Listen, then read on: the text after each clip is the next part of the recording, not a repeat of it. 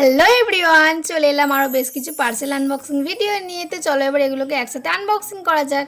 শীত পড়ে গেছে আর শীতের জন্য কিছু কিনবো না তা কি করে হয়? তো মিশো থেকে আমি অর্ডার করেছিলাম একটা ওভার সাইজ সোয়েট শার্ট, আর এটা খোলার পর আমার রিয়াকশনটা এমনই ছিল। ওয়াও, কালারটা তো সেম ফোনে যেমন দেখেছিলাম পুরো তেমনই এসেছিল, আর ভীষণ সফট ছিল, গরম হওয়ার জন্য ভিতরে এমনও ছিল, আর এটা গোল লেকের ওপরে ছিল। আমার তো খুব পছন্দ হয়েছিল। চলো এবার নেক্সট পার্সেল আনবক্সিং করা যাক। তো এটা ছিল একটা রেড কালারের হাইনেক সোয়েটার। এমন সোয়েটার আমার আগেও ছিল ব্ল্যাক কালারের। হাইনেক সোয়েটারগুলো পরতে খুব দারুণ লাগে, সেই জন্য আরও একটা নিয়ে নিলাম রেড কালারের। এটাও কিন্তু ভীষণ সফট ছিল, আমার এটাও খুব পছন্দ হয়েছিল। চলো এবার নেক্সট পার্সেল আনবক্সিং করা যাক।